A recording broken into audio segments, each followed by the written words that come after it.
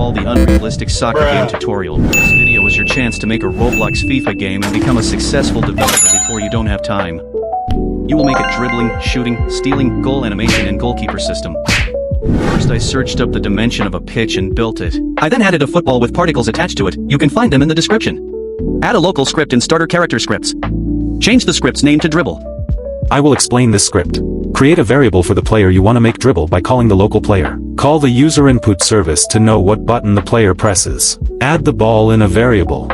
Add a variable for the letters W, A, S, D and make them bool values inside this script. This will be used to check what key the player is pressing to move. Do the same thing with animate for all directions, as you will use this to know if an animation is playing. Add the player character in a value to get his humanoid that is needed to animate him. Add an animation with its ID in the humanoid. You need a special rig to animate with the ball, link in description. Now do the same thing for default dribbling. Do the same thing for left, right and back dribble.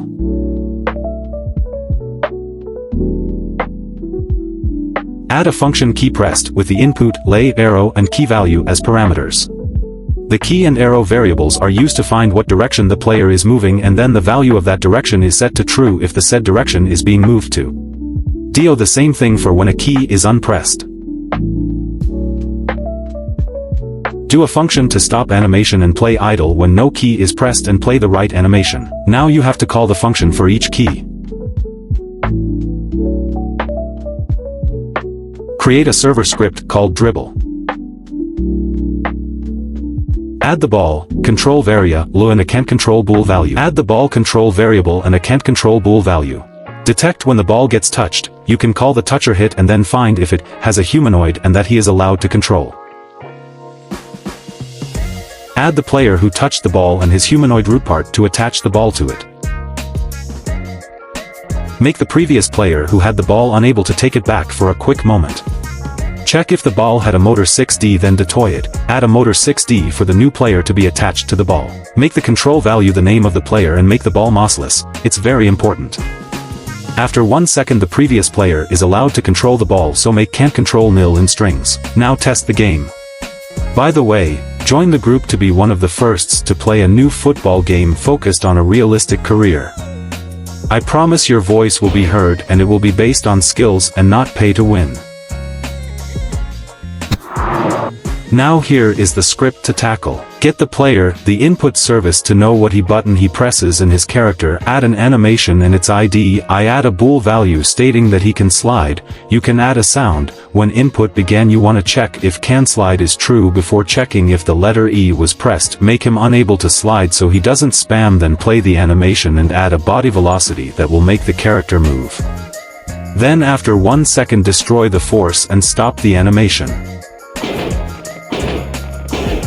These are just some bool values used for the scripts. You need another local script in starter character script. Again, get the player, get the mouse from him, add a mouse position variable and add user input service. Add a remote event called shoot. Add sound and animations for pre-kick and post-kick. Add the control value. If the mouse button 2 is pressed, check if he controls the ball. If yes, loop the pre-kick animation. If he releases the button, then stop the animation, then check again if he can control and set mouse position to mouse.hit.position and fire it in the remote event and then play the animation and the sounds. In a server script called shoot force, add the shoot remote even set position 1 to nil. Add the control variable and can't control. Add basically all that you'll see.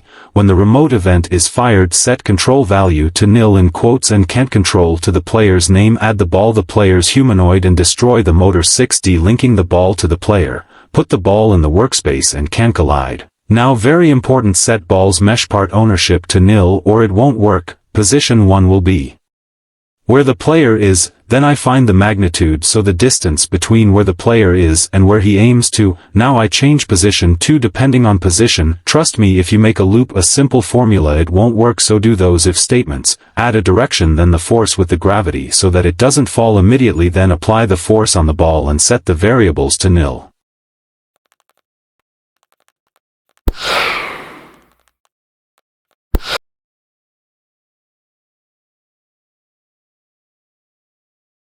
The GK local script is like the tackle one and server script is like the shoot one.